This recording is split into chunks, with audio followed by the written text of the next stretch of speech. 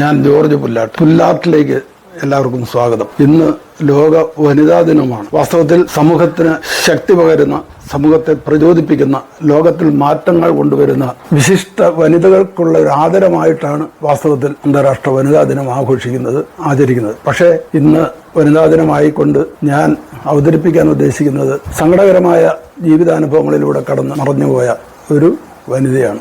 മറ്റാരുമല്ല, കോട്ടയത്ത് ട്രെയിനിന് മുമ്പിൽ ജീവൻ അവസാനിപ്പിച്ച ഷൈനി. ഇപ്പോൾ കേരളത്തിലെ ഏറ്റവും കൂടുതൽ ചർച്ച ചെയ്യപ്പെടുന്ന, ഏറ്റവും കൂടുതൽ ആളുകളുടെ മനസ്സിനെ പിടിച്ചുലയ്ക്കുന്ന ഒരു സംഭവമായി പോയി ഷൈനിയുടെയും 2 പെൺമക്കളുടെയും ജീവിത അവസാനം. ഈ സംഭവത്തോടുകൂടി ഒരുപാട് ചാനലുകളിൽ ഒത്തിരി വാർത്തകളും അഭ്യൂഹങ്ങളും ആളുകളുടെ കെട്ടുകഥകളും ഒക്കെ ഉണ്ടായിക്കഴിഞ്ഞു. ഈ ദുരന്തത്തിന് ഉത്തരവാദികളായവരെ കോടതിയിലെത്തിക്കണം, സമൂഹത്തിൽ വിചാരണ ചെയ്യണമെന്നൊക്കെ ആളുകൾ അലമുറയിട്ടുകൊണ്ടിരിക്കുന്നു. ഭർത്താവിനും അദ്ദേഹത്തിന്റെ സഹോദരനും അവരുടെ വീട്ടുകാർക്കുമെതിരെയാണ് പൊതുവെ ആരോപണങ്ങൾ ഉയർന്നു കഴിഞ്ഞത്. പക്ഷേ അതുകൂടാതെ ലോകം ഇതുവരെ അറിയാത്ത ചില വിവരങ്ങൾ കൂടി ഈ കഥയുടെ പിന്നിലുണ്ട്. അതിൽ കുറച്ച് ഭാഗത്തേക്കാണ് നമ്മളിപ്പോൾ കൈ ചൂണ്ടുന്നത്, അന്വേഷിക്കുന്നത്. കോട്ടയം ഏറ്റുമാനൂര് 101 കവലയിൽ ഷൈനിയുടെ സ്വന്തം കുടുംബമായ വടകരയിൽ വീട്ടിലെ മതിലിനോട് ചേർന്ന് ഒരു സ്ഥാപനമുണ്ട്. റോസ മിസ്റ്റിക്ക എന്ന് പറഞ്ഞ ഒരു പാലിയേറ്റീവ് കെയർ ഹോം. വൃദ്ധരായ അന്തേവാസികൾ 40 പേരുണ്ട് അവിടെ. അത് നടത്തുന്നത് 17 വർഷം സ്വിറ്റ്സർലൻഡിലും ഓസ്ട്രിയയിലുമായി നഴ്സിംഗ് സേവനം കഴിഞ്ഞു വന്ന പാഞ്ചോ എന്ന് നാട്ടുകാർ വിളിക്കുന്ന ഫ്രാൻസിസിന്റെ സ്ഥാപനമാണ്. അദ്ദേഹത്തിന്റെ മകൻ തണുപ്പ് കാലാവസ്ഥയുമായി പൊരുത്തപ്പെടാൻ പറ്റാത്ത ഒരു അലർജി പ്രശ്നമുള്ളതുകൊണ്ട് അവിടുത്തെ ജീവിതം മതിയാക്കി നാട്ടിൽ വന്ന് താമസിച്ചപ്പോൾ ഫ്രാൻസി എന്ന പാഞ്ചോ തുടങ്ങിയതാണ് റോസ മിസ്റ്റിക്ക. അതിനായി അദ്ദേഹം യൂറോപ്പിൽ നിന്ന് അത്യാധുനിക സൗകര്യങ്ങളുള്ള വീൽ ചെയർ ഉൾപ്പെടെ, ഹൈഡ്രോളിക് ബെഡ് ഉൾപ്പെടെ ഒരുപാട് സൗകര്യങ്ങൾ അവിടെ കൊണ്ടുവന്ന് അന്താരാഷ്ട്ര നിലവാരത്തിൽ ഏറ്റവും പുതിയ സംവിധാനങ്ങളോടുകൂടി തുടങ്ങിയതാണ്. 40 അന്തേവാസികൾക്ക് വേണ്ടി 43 ജോലിക്കാർ അവിടെ ഉണ്ടെന്നുള്ള, അതിൽ 18 പേർ നീണ്ട കാലത്തെ സേവന പരിചയമുള്ള നഴ്സുമാർ ഉൾപ്പെടെ. അപ്പോൾ 40 പേർക്ക് 43 ശുശ്രൂഷകരുണ്ടെന്ന് പറഞ്ഞത് തന്നെ ആ സ്ഥാപനത്തിന്റെ നിലവാരം കാണിക്കാൻ വേണ്ടിയാണ്. അങ്ങനെ നാട്ടുകാരായ, വെറും സാധാരണക്കാരായ, പാവങ്ങളായ കുറെ ജോലിക്കാരുമുണ്ട്, ക്ലീനിങ്ങിനും ഹൗസ് കീപ്പിങ്ങിനും ഒക്കെ ആയിട്ട്. അവരെല്ലാം പഠിച്ചു വരുന്നതേ ഉള്ളൂ. ബയോ വേസ്റ്റ് മാത്രമേ അതിലിടാൻ പാടുള്ളൂ എന്നൊക്കെ ആവർത്തിച്ച് നിഷ്കർഷിച്ചിട്ടും ചിലപ്പോഴൊക്കെ ഇവരുടെ അറിവില്ലായ്മ കൊണ്ട്, ശ്രദ്ധക്കുറവുകൊണ്ട് ഈ ബയോഗ്യാസ് പ്ലാന്റിൽ പ്ലാസ്റ്റിക് പോലുള്ള, മറ്റ് ഇലകൾ പോലുള്ള മറ്റ് വേസ്റ്റും കടന്നുകൂടിക്കൊണ്ടിരുന്നത് ഈ പാഞ്ചോയുടെ ശ്രദ്ധയിൽ കുറച്ചു കാലം പെട്ടില്ല എന്ന് വേണം പറയാൻ. ജോലിക്കാരെ അദ്ദേഹം അതുപോലെ പഠിപ്പിച്ചിട്ടുണ്ട്, വിശ്വസിച്ചിട്ടുണ്ട്. അതുകൊണ്ടാണ്.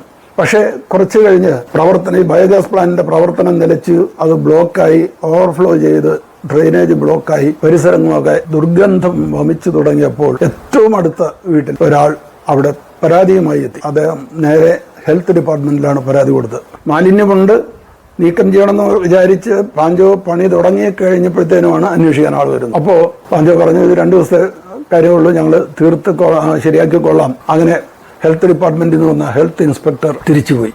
അവിടെ വേറെ കുഴപ്പമൊന്നും കണ്ടില്ല. പക്ഷേ ആ പണി പാഞ്ചോ നടത്തിക്കൊണ്ടിരിക്കുമ്പോൾ 2 ദിവസവും വീണ്ടും അവിടെ ആൾ വന്നു. ഹെൽത്ത് ഡിപ്പാർട്ട്മെന്റ് തന്നെ, ഹെൽത്ത് ഇൻസ്പെക്ടർ തന്നെ. നിങ്ങളുടെ ഇവിടെ മാലിന്യത്തിന്റെ പ്രശ്നം മാത്രമല്ല, നിങ്ങൾ അന്തേവാസികൾക്ക് കൊടുക്കുന്ന ഭക്ഷണം പോലും നിലവാരമില്ലാത്തതാണ്, മോശമാണ് എന്ന് വീണ്ടും ഒരു പരാതി എഴുതി കിട്ടിയിട്ടുണ്ട്. അത് മാത്രമല്ല, കുറെ നാട്ടുകാർ ഒപ്പിട്ടിട്ടുമുണ്ട് എന്ന് ഇൻസ്പെക്ടർ പറഞ്ഞപ്പോൾ പാഞ്ചോ ശരിക്കും ഞെട്ടിപ്പോയി. പാഞ്ചോ ചോദിച്ചു, ആരാണ് പരാതിക്കാരൻ? അത് മറ്റാരുമല്ല, നിങ്ങളുടെ അടുത്ത വീട്ടുകാരൻ തന്നെ. അവർ കണ്ണു കാണിച്ചു. അത് വടകരയിൽ കുര്യാക്കോസ് എന്ന ആളിന്റെ വീടാണ്. വടകരയിൽ കുര്യാക്കോസിനെ പാഞ്ചോയ്ക്ക് അത്ര അടുത്ത് പരിചയമില്ല എങ്കിലും അദ്ദേഹത്തിന്റെ ചരിത്രം അറിയാം, അയൽവക്കക്കാരനായതുകൊണ്ട് കുറച്ച് കാര്യങ്ങൾ അറിയാം. പക്ഷേ അവിടെ ഇടയ്ക്കിടയ്ക്ക് വന്നു പോകുന്ന ഒരു സ്ത്രീയെയും 2 കുട്ടികളെയും പാഞ്ചോയ്ക്ക് നല്ലപോലെ പരിചയമുണ്ട്. ആ കുട്ടികൾ പാഞ്ചോയുടെ വീട്ടിലും വരും, പാഞ്ചോയുടെ കുട്ടികളോടൊപ്പം കളിക്കും, സൈക്കിൾ കയറും. ആ വന്നത് ഈ കുര്യാക്കോസിന്റെ മൂത്ത മകൾ ഷൈനിയും 2 പിള്ളേരുമായിരുന്നു. തൊടുപുഴ ചുങ്കം ചേരിയിൽ വീട്ടിൽ കെട്ടിച്ചു വിട്ട ഷൈനി വല്ലപ്പോഴുമൊക്കെ വീട്ടിൽ വരുമ്പോൾ ഈ അടുത്ത വീട്ടിലെ പിള്ളേരോടൊപ്പം കളിക്കാൻ അവിടെ എത്തുമായിരുന്നു. ആ കുട്ടികളുടെ വല്യപ്പനാണല്ലോ പരാതിക്കാരനെന്ന് അറിഞ്ഞപ്പോഴത്തേനും പാഞ്ചോയ്ക്ക് വിഷമായി. ഇനി പാഞ്ചോ തന്നെ ഈ സംഭവത്തെ പറ്റി കുറെ കാര്യങ്ങളൊക്കെ പറയുന്നുണ്ട്, നമുക്ക് അതൊന്ന് കേൾക്കാം. വാസ്തവത്തിൽ ഈ ഷൈനി വന്ന് ജോലി തുടങ്ങുന്ന സമയത്തൊക്കെ ഈ പിള്ളേര് നമ്മുടെ സൈക്കിൾ ഓടിക്കും, എല്ലാം ചെയ്തോണ്ടിരുന്ന, ഇവിടെ വന്ന് കളിക്കും, TV കാണും, അങ്ങനെ ചെയ്തോണ്ടിരുന്ന. വല്ലപ്പോഴും വരുമ്പോഴപ്പോലും ഇങ്ങോട്ട് വന്ന് പിന്നെ ഇതിനു മുമ്പും പിന്നെ നമ്മള് പല ഫംഗ്ഷന് കാണുവും ഓരോ പരിപാടിക്കൊക്കെ വിളിക്കുകയൊക്കെ ചെയ്യൂല്ലോ. പക്ഷെ അതിന്റെയൊക്കെ വരും. പ്രശ്നങ്ങളുണ്ടെന്നറിയാം, പക്ഷെ ഇത്രയും വലിയൊരു പ്രശ്നമാണെന്നുള്ളത് ഈ അയലോക്കത്ത്, തൊട്ടട അയലോക്കത്ത് ഷൈനിയുടെ വീട്ടുകാരെങ്ങനെ ഉണ്ടായിരുന്നു, അപ്പനും അമ്മയൊക്കെ? അതല്ലേ ഈ ഒരു ഇപ്പം പുറം ലോകം അറിയാത്തൊരു കാര്യം എന്നാ വെച്ച് കഴിഞ്ഞാല്, ഈ നമ്മുടെ ഇവിടെ ബയോഗ്യാസ് പ്ലാന്റിലെ ടാങ്ക് നിറഞ്ഞു. നിങ്ങളുടെ കയറില്ലേ? പാലിയേറ്റീവ് കെയറില് അത് നിറഞ്ഞുപോയി. അത് നിറയാൻ കാരണം എന്നോട് പറയാ 24 മണിക്കൂർ തരും, അത് കഴിഞ്ഞാൽ ഞാൻ ഡൽഹി പോയാണേലും നിന്റെ ഈ സ്ഥാപനം പൂട്ടിക്കുന്നു പറയും. പിന്നെ പുള്ളി ഈ കെയർ ഹോം തുടങ്ങിയത് മുതലേ പുള്ളിക്ക് നമ്മളോടൊരു അകൽച്ചയാ, ഒരു നീരസാ. പുള്ളി നമുക്കിട്ട് എന്തെങ്കിലും ഒക്കെ പണി തന്നോണ്ടിരുന്നോണ്ടിരിക്കും. പിന്നെ ഉടനെ ഹെൽത്ത് ഇൻസ്പെക്ടർ വന്നു, അത് ഇവിടെ വന്ന് അന്വേഷിച്ചു. അപ്പൊ ഞാൻ സത്യം പറഞ്ഞു പുള്ളിക്കാരത്തി ഇവിടെ എല്ലാം വന്ന് നോക്കി. അപ്പൊ ഈ നിങ്ങളുടെ കൂടെ ജോലി ചെയ്യുവോ ആ സമയത്ത്? അല്ലേ, ആ സമയത്ത് നമ്മുടെ ഇവിടെ ജോലി ചെയ്യുവോ. പിന്നെ കംപ്ലൈന്റും കൂടെ കിട്ടിയിട്ടുണ്ട്. അതായത് ഇവിടെ നിങ്ങൾ ഫുഡൊക്കെ ഹൈജീനിക് ആയിട്ടല്ല ഉണ്ടാക്കുന്നേ, അതുപോലെ വേസ്റ്റ് വെള്ളമൊക്കെ നിങ്ങൾ അടുത്ത പറമ്പിലേക്ക് ഒഴിക്കുക, അങ്ങനെ ഒഴുക്കി വിടുക എന്നൊക്കെ പറഞ്ഞുകൊണ്ട് പിന്നെ ഒരു കംപ്ലൈന്റ് കിട്ടിയിട്ടുണ്ട്.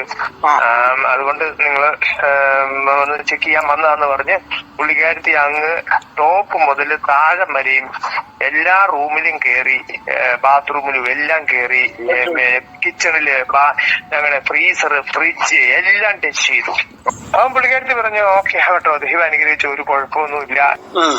മൊത്തം വാരി ഞാനിവിടെ നമ്മുടെ പുരയുടെ സ്ഥലം ഇരിക്കുന്നിടത്ത് കൊണ്ട് ഒരു കുഴി എടുത്തിട്ട് പല കുഴി എടുത്ത് ഇത് വേസ്റ്റ് ഇടും, പിന്നെ അത് മണ്ണിട്ട് മൂടും. അങ്ങനെ അത് വളരെ സിസ്റ്റമാറ്റിക് ആയിട്ട് നമ്മൾ ചെയ്തു കഴിഞ്ഞ് പുള്ളി 3-ാം പൊക്കം കൊണ്ട് ഹെൽത്തിൽ കൊണ്ട് കേസ് കൊടുത്തു. എവിടെ കൊടുത്തു? ഹെൽത്തില്.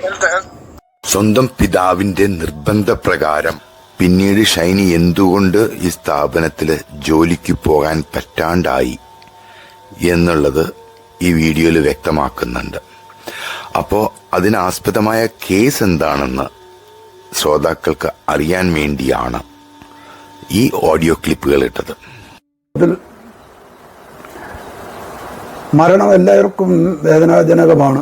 മരിക്കുന്നവരെ പറ്റി ഓർത്ത് ആയുഷ്കാലം സങ്കടപ്പെട്ട് കഴിയുന്നവരൊക്കെ ഉണ്ട്. പക്ഷേ മരിച്ച ആരെയെങ്കിലും ഭൂമിയിലേക്ക് വീണ്ടും തിരിച്ചു കൊണ്ടുവരാൻ കഴിഞ്ഞിരുന്നെങ്കിൽ എന്ന് പലപ്പോഴും എല്ലാവരും തന്നെ ആഗ്രഹിച്ചിട്ടുണ്ടാവും. എന്നെ സംബന്ധിച്ച് പറയുകയാണെങ്കിൽ എന്റെ അപ്പനമ്മമാരെയോ സഹോദരങ്ങളെയോ പോലും ഭൂമിയിലേക്ക് ഒന്നുകൂടെ തിരിച്ചു കൊണ്ടുവന്നാൽ കൊള്ളാമായിരുന്നു എന്ന് ഞാൻ പ്രതീക്ഷിച്ചിട്ടില്ല, പ്രാർത്ഥിച്ചിട്ടില്ല. അടുത്ത കാലത്ത് കേരളത്തിലുണ്ടായ ഏതാനും മരണങ്ങളിൽ ചിലരെ മരിച്ചുപോയവരെ തിരിച്ച് ഭൂമിയിലേക്ക് ഒന്ന് കൊണ്ടുവന്ന് കിട്ടിയിരുന്നെങ്കിൽ, അതിന് മാത്രം ദൈവം അനുഗ്രഹിച്ചിരുന്നെങ്കിൽ എന്ന് ഞാൻ ആഗ്രഹിച്ചു പോയിട്ടുണ്ട്. ഒന്നാമത്തത് സിദ്ധാർത്ഥനെയാണ്.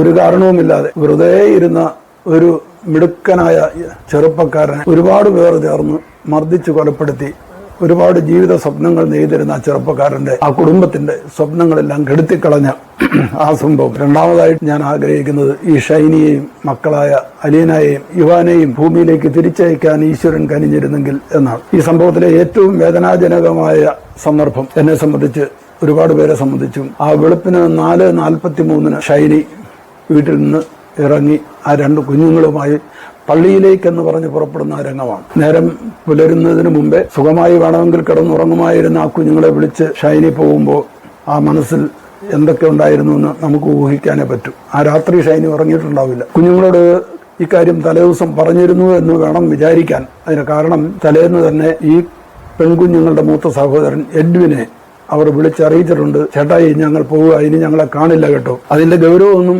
അപ്പോൾ ഉൾക്കൊള്ളാൻ ഈ കുഞ്ഞുങ്ങൾക്ക് ഒരുപക്ഷെ കഴിഞ്ഞിട്ടുണ്ടാവില്ല. പക്ഷെ രാവിലെ അമ്മ കൂട്ടി പള്ളിയിലേക്ക് പോകുമ്പോൾ മുറ്റത്ത് നിന്ന് വഴിയിലേക്ക് ഇറങ്ങുമ്പോൾ തന്നെ ആ ഇളയ കുഞ്ഞ് ഇവാന അല്പം ബലം പിടിച്ച് പുറകോട്ട് നിൽക്കുന്നത് പോലെ തന്നെ ആ CCTV ദൃശ്യത്തിലുണ്ട്. അമ്മ കയ്യിൽ പിടിച്ച് വലിച്ചുകൊണ്ട് പോകുന്നത് പോലെയാണ്. മരണത്തിലേക്ക് സ്വന്തം മക്കളെ വലിച്ചുകൊണ്ട് പോകാൻ മാത്രം ഒരമ്മ എത്രമാത്രം വഴിമുട്ടിയെന്ന് നമുക്ക് ഊഹിക്കാനേ പറ്റും. ഇതിനൊരു പ്രധാന കാരണം, ഞാൻ ഒരു വിചാരണ നടത്തുമല്ല, ഇപ്പൊ എല്ലാവരും പറയുന്നു ഷൈനിയുടെ ഭർത്താവ് ആദ്യകാലം മുതലേ മർദ്ദനവും പീഡനവും ഉണ്ടായിരുന്നു.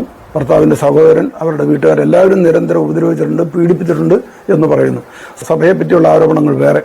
പക്ഷേ ഇതുവരെ ആരും പറയാത്ത കുറെ കഥകൾ സ്വന്തം വീട്ടിൽ നിന്ന് തന്നെ ദുരിതങ്ങൾ ഷൈനിയും ആ മക്കളും അനുഭവിച്ചിട്ടുണ്ട് എന്നുള്ളതിന് സാക്ഷികളുണ്ട്. 9 മാസമേ ആയുള്ളൂ. കഴിഞ്ഞ വർഷം 2024 ജൂണിലാണ് ഷൈനി തൊടുപുഴയിലെ വീട്ടിൽ നിന്ന് സ്വന്തം വീട്ടിലെ ഏറ്റുമാനൂരിലേക്ക് വരുന്നത്. അവിടെ ഒരുപക്ഷെ സാധാരണ കെട്ടിച്ചുവിട്ട പെൺമക്കൾ സ്വന്തം വീട്ടിലേക്ക് തിരിച്ചു വരുമ്പോൾ കുറച്ചു ദിവസത്തിനായാലും ഒരു ദിവസത്തിനായാലും അപ്പനും അമ്മയ്ക്കും അതൊരു വലിയ സന്തോഷത്തിന്റെ കാര്യമാണ്. പ്രത്യേകിച്ച് ആ കുഞ്ഞുമക്കൾക്ക് ഏറ്റവും വലിയ ആശ്വാസവും സന്തോഷവും മുത്തച്ഛന്റെ മുത്തശ്ശിയുടെ ഒക്കെ അടുത്ത് എത്തുമ്പോഴാണ് എന്നാണല്ലോ നമ്മൾ കാണുന്നത്. അതാണല്ലോ അനുഭവം. കാരണം കുഞ്ഞുമക്കളെ കൊണ്ടാണല്ലോ മുത്തച്ഛനും മുത്തശ്ശിയും ആകുന്നത്, സന്തോഷിക്കുന്നത്. ഈ വീട്ടിൽ കുറച്ചു നാൾ നിന്ന് കഴിഞ്ഞപ്പോൾ തന്നെ ആ കുഞ്ഞു മക്കളുടെ മേൽ ഈ കുര്യാക്കോസ് എന്ന് പറഞ്ഞ അവരുടെ അപ്പൂപ്പൻ വല്യപ്പ, അവർ വിളിക്കുന്നത് വല്യപ്പ എന്ന്, വല്യപ്പ ഏർപ്പെടുത്തിയ നിയന്ത്രണങ്ങൾ ഒരു ദിവസം കുര്യാക്കോസ് ഷൈനയോട് പറഞ്ഞു അവനെതിരെ കേസ് കൊടുത്തിരിക്കുന്നതാണ്, അവന്റെ സ്ഥാപനത്തിൽ ഇനി ജോലിക്ക് പോകണ്ട. അപ്പോ ഈ പാഞ്ചോ 4 മാസം ആയിട്ട് ജോലിയിൽ നിർത്തിയിരുന്ന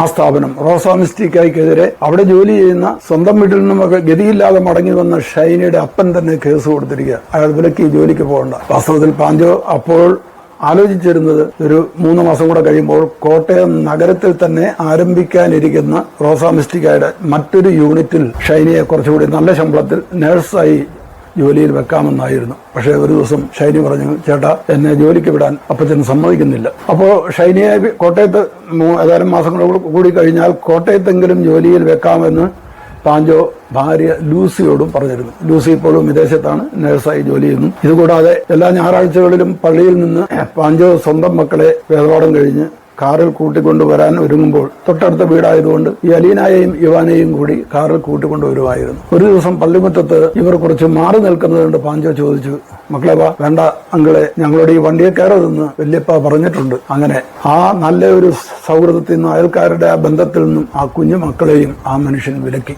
ഇങ്ങനെയൊക്കെയുള്ള പിന്നാമ്പുറ കഥകൾ. ഈ ദുരന്തം ഫെബ്രുവരി 28 വെള്ളിയാഴ്ചയായിരുന്നു. 27 വ്യാഴാഴ്ച രാവിലെ 10 മണിക്ക് ഷൈനി മക്കൾ പഠിക്കുന്ന സ്കൂളിന് തൊട്ടടുത്ത് ഉള്ള ഒരു ഹോസ്റ്റലിൽ അവർക്ക് അഡ്മിഷൻ കിട്ടുമോ എന്ന് അന്വേഷിക്കാൻ പോയി എന്ന് എല്ലാവരും പറയുന്നുണ്ട്. അവിടെ കിട്ടാതെ വന്നപ്പോഴാണ് ഷൈനി അന്ന് വൈകുന്നേരവും രാത്രിയിലുമായി റോസാ മിസ്റ്റിക്കയിൽ നേരത്തെ ഉണ്ടായിരുന്ന ഒരു കൂട്ടുകാരിയോട്, ജെസ്സിയോട് സംസാരിക്കുന്നത്. സ്വന്തം വീട്ടിൽ നിന്ന് ഷൈനി അടുത്ത കൂട്ടുകാരിയോട് സംസാരിക്കുന്നതും ഫോണിൽ ഒരു മെസ്സേജ് അയച്ചു കൊടുക്കുന്നതും വളരെ ശബ്ദം താഴ്ത്തിയാണ്. എന്ന് പറഞ്ഞാൽ ഉറക്കെ പറയാൻ പോലും പേടി. ആ രാത്രി അവിടെ നിന്ന് വീണ്ടും എന്തെങ്കിലും ഒറ്റപ്പെടൽ അനുഭവിച്ചിട്ടുണ്ടാകും എന്ന് വേണം വിചാരിക്കാൻ. കൂടാതെ ഭർത്താവ് നോബിയുടേതായ സന്ദേശവും ഭീഷണിയും അന്ന് വന്നിട്ടുണ്ടെന്നും കൂടി പറയപ്പെടുന്നു. ഈ കുഞ്ഞുങ്ങളെ വേണമെങ്കിൽ നീ വല്ല ഹോസ്റ്റലുമാക്കിയിട്ട് നീ എവിടെയെങ്കിലും ജോലിക്ക് പോ എന്നുവരെ സ്വന്തം വീട്ടിൽ നിന്ന് ഈ മനുഷ്യൻ പറഞ്ഞു എന്ന സാക്ഷികളുണ്ട്, മൊഴികളുണ്ട്. അപ്പോൾ മനസ്സിലാക്കുന്ന ഒരു കാരണം, ഒരിടത്തും അഭയമില്ലാതെ ഒരു സ്ത്രീയുടെ ദുരന്തം, എവിടെയും പോകാൻ ഒരിടമില്ലാതെ ഷൈനി എന്ന അമ്മ